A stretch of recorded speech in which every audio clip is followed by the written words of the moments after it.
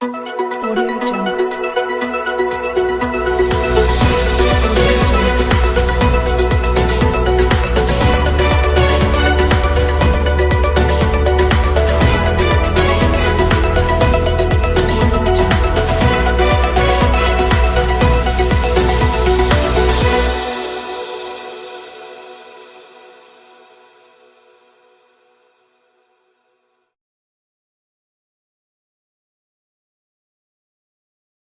कानपुर नाला रोड में वार्ड 107 के एआईएमआईएम पार्षद प्रत्याशी एड मोबीन अहमद ने महिला सम्मेलन का आयोजन किया। इसमें मुख्य अतिथि के रूप में एडवोकेट नजमा फातिमा प्रदेश अध्यक्ष महिला उपस्थित रही और अपने विचारों को रखा। सम्मेलन में सैकड़ों महिलाओं ने भाग लिया अथवा क्षेत्रीय लोग मौजूद रहे। नगर अध्यक्ष दिलदार गाजी, पूर्व यूथ नगर अध्यक्ष उमर मारूफ, महिला नगर अध्यक्ष शहाना परवीन आदि लोग उपस्थित रहे और क्षेत्र में हुए पहले महिला सम्मेलन की सराहना की। स्वागत करें।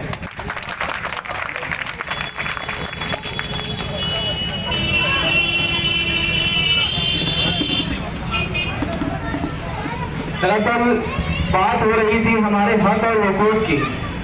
जिस तरह से उन्होंने मुसलमानों को उल्लू बनाकर उनका हक को और उनकी तालीम को बेदार करा गया है, जिस तरह से मुसलमानों को तालीम से बेदार किया गया है, इस बात को रखने के लिए हमारे बीच नजमा फातिमा जी आई थी, जिन्होंने बखूबी अपनी इस बात को रखा और असदुद्दीन ओवैसी साहब के हाथों को मजबूत करने के लिए आपसे एक अनुरोध भी किया।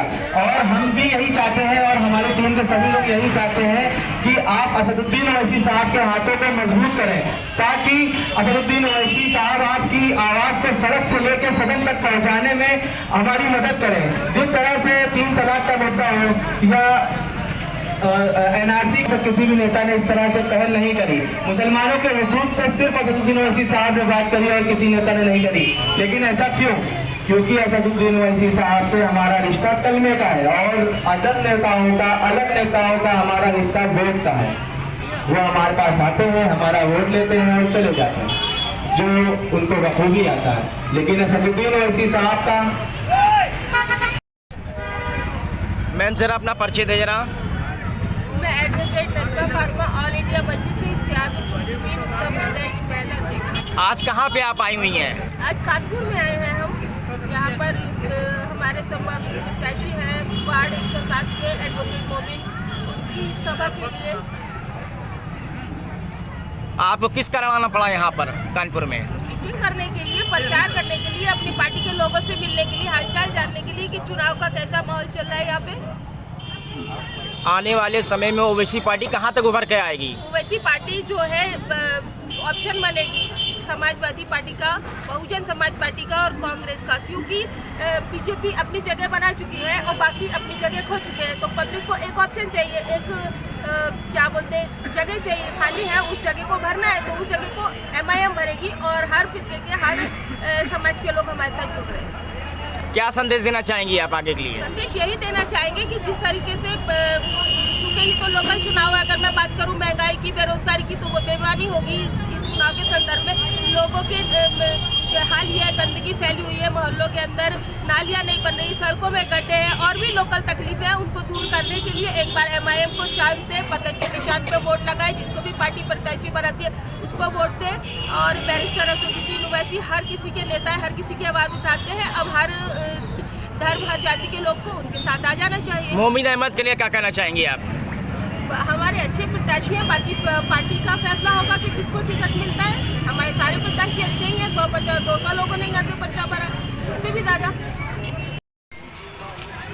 सारा भी एक सीनियर वकील भी हैं और किस तरीके से ये एमआईएम पार्टी में वार्ड 107 में मोमिन जी के लिए आप आए, किस तरीके उनका समर्थन कर रहे हैं आप? मैं मोबिन, चूँकि हमारे छोटे भाई भी हैं, हमारे साथी हैं, हर तरह से, हर प्रकार से मैं उनके समर्थन में हूँ। जैसा भी सबसे ज़्यादा मैं उसके लिए कर पाऊँगा, हर प्रकार से उसकी मदद और उसका समर्थन मैं कर रहा हूँ। किस उनकी कोई खासियत ऐसी बताइए जिससे अपने उनके वार्ड में कुछ ऐसी समस्या, कोरोना काल से लेकर अभी तक क्या क्या किया कुछ? देखिए, पहली चीज़ तो ये, मोबिन आज के दौर के नए लड़के हैं, पढ़े लिखे हैं और आज के दौर में समाज की यही आवश्यकता है कि भाई उनका जो भी प्रतिनिधि हो वो पढ़ा लिखा हो, नया हो, एनर्जेटिक हो, जैसे वो बढ़ चढ़ के आगे काम कर सके। मैंने वार्ड 7 की जनता से कुछ उनके बारे में पूछने की कोशिश की। जनता ने भी यही शब्द कहा है कि मैं इस बार मोबिन को, क्या ऐसा खास? नहीं, बिल्कुल सही आपने कहा है कि इस बार मोबिन को इसलिए क्योंकि जो पूर्व यहाँ से सभासद रहे भी हैं इस वार्ड से 107 से, कहीं ना कहीं पब्लिक नाखुश है, उनके कार्यों से नाखुश है, उनके व्यवहार से नाखुश है, और जो चीज़ें वो मौजूदा सभासद में नहीं पा रही है, वो सब चीज़ें उनको मोबिन में दिखाई दे रही है कि मोबिन आएंगे, उनके लिए काम करेंगे। क्योंकि कई अरसों से जब मोबिन सिर्फ प्रत्याशी थे, तभी से ही कोरोना काल से क्षेत्र में काफ़ी काम करते आए हैं। कोरोना काल में वो जो कोविड किट आया, ये आया, काफ़ी सरकार से उन्होंने हर प्रकार से जो भी मदद जनता को अपने दिलवा सकें वो दिलवाई। साफ़ सफाई का पूरा अभियान चलवाया, बहुत कूड़ा यहाँ इकट्ठा रहता था, नालियाँ जाम रहती थी, वो सब नगर निगम में पैरवी करके दौड़ के उठवाया, सफाई कराई। तो आज के दौर में जनता यही चाहती है कि उनका प्रतिनिधि वही हो जो जनता के साथ उपलब्ध हो और जनता का काम करा। जनता के लिए कुछ अपील करेंगे उनके लिए? मैं जनता से यही निवेदन करता हूँ कि जैसा जनता खुद भी ये मान रही है कि इस बार मोबिन, मैं उनसे भी यही निवेदन करना चाहता हूँ, इस बार मोबिन भाई को भारी से भारी अपने मत, आशीर्वाद और प्यार देकर वार्ड 107 से विजयी बनाएं। मोबिन जी, आज अपने वार्ड में जिस तरीके से आपने मीटिंग रखी है, क्या है मीटिंग के कारण आपका? दरअसल पत्रकार साहब, मैं आपको ये बताना चाहता हूँ कि इस मीटिंग का कारण लोगों को और महिलाओं को जागरूक करना था। क्योंकि जो महिलाओं का वोट होता है वो साइलेंट वोट माना जाता है, और उस साइलेंट वोट को जागरूक करने के लिए आज महिला सम्मेलन किया गया था नाला रोड मेरे घर के बाहर किया गया, जिसमें मुख्य रूप से एडवोकेट रहमा फातिमा उत्तर प्रदेश महिला अध्यक्ष भी मौजूद थे, जो कि मुख्य अतिथि के तौर पर थी, और क्षेत्र की और क्षेत्रीय लोगों के बीच की कई महिलाएं मौजूद थीं, जिसमें कम से कम 50 से 100 महिलाएं उपस्थित रहीं, और उन्होंने अपने अपने राय रखे। और जो महिलाओं के विरुद्ध जघन्य अपराध हो रहे हैं उत्तर प्रदेश में, उसके विरुद्ध भी उन्होंने कई चीज़ें बताई हैं और उसके रोकथाम के उपाय बताए हैं। एक तो आप आवेदन प्रत्याशी भी हैं, और इतनी संख्या में आपके तो महिला आई हुई हैं, बैठी हुई थी, और सबका यही कहना है कि इस बार मोबिन खान, मतलब आपके अंदर ऐसी क्या खास बात है जो इस बार महिला आपको चुनना चाहती हैं आप लोग? दरअसल मेरे अंदर ऐसी कोई खास बात नहीं है, सभी आप ही की तरीके मैं भी एक इंसान हूँ, मेरी भी 2 आँखें हैं और 2 कान, 1 नाक और 1 मुँह है।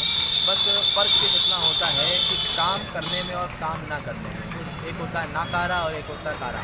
तो जिस तरीके से मैंने क्षेत्र में काम कराया है और क्षेत्रीय जनता का कार्य कराया है, उस वजह से, मेन वजह से ये रही कि लोग मुझे पसंद कर रहे हैं। क्या MIM पार्टी आपको टिकट देगी कि आवेदन पे ही रह जाएंगे आप? अब देखिए, ज़िंदगी और मौत का भरोसा नहीं होता है, और मैं टिकट के भरोसे की श्योरिटी नहीं दे सकता हूँ। लेकिन हाँ, मैं कोशिश कर रहा हूँ, मैं अपने कामों को दिखा रहा हूँ जनता को, और जो पार्टी हाईकमान है, आला कमान है, मैंने उनको अपनी फाइल भेजी है, क्योंकि अभी तक मैंने क्षेत्र में 65 से 70 काम कराए हैं। लगातार आप जनता के बीच में बने हुए हैं, कई जनसंपर्क कर चुके हैं, कई मीटिंगें कर चुके हैं, बैठे हैं, और अभी आपके बीच में आपकी महिला विंग की अध्यक्ष आई हुई थी, और उन्होंने एक शब्द अभी ये कहा है कि जब हाई कमान का आदेश होगा तब मोबिन खान को यहाँ का प्रत्याशी घोषित किया जाएगा। ये क्या है? बिल्कुल सही बात कही है उन्होंने कि जब हाई कमान का आदेश होगा तो भी मुझे जो है प्रत्याशी के तौर पे देखा जाएगा, क्योंकि अभी मैं भावी पार्षद प्रत्याशी हूँ और भी लोगों ने नामांकन भरा हुआ है, क्योंकि टिकट एक है और नामांकन बहुत से भरे जाते हैं। कानपुर में सैकड़ों नामांकन आए हैं, अलग अलग क्षेत्रों से, अलग अलग वार्डों से सैकड़ों लोगों के नामांकन आए, लेकिन टिकट तो एक ही रहता है, 1,100 बीमार। लेकिन मेरा ये कहना है कि काम करिए, जब काम आप करेंगे तो टिकट चल के आएगा। जनता के बीच में आप बराबर जा रहे हैं, आपका पैसा भी खर्च हो रहा है, आपका समय भी खर्च हो रहा है। बाई चांस जो हाई कमान का नाम लिया जा रहा है, हाई कमान की नज़र में आप हैं कि नहीं हैं?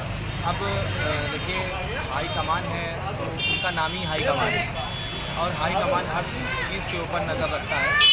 तो मेरी बस यही गुजारिश है हाई कमान से कि जिसका कार्य सबसे ज़्यादा हो क्षेत्र में, और क्षेत्रीय लोग जिसको ज़्यादा पसंद कर रहे हो, आप उसको टिकट दें। एक राष्ट्रीय पार्टी आप छोड़ के MIM पार्टी ने आपने ज्वाइन किया है, कुछ ऐसा खास आपने देखा गया जो आपने MIM पार्टी जोड़ी आपने? दरअसल बात मुस्लिम क़यादत की है, जिस जिस तरह से मुसलमानों को शोषित रखा गया, मुसलमानों का शोषण किया गया, तालीम से बेदार रखा गया, बहुत सी नई नई योजनाएं जो आई उनसे मुसलमानों को दूर रखा गया।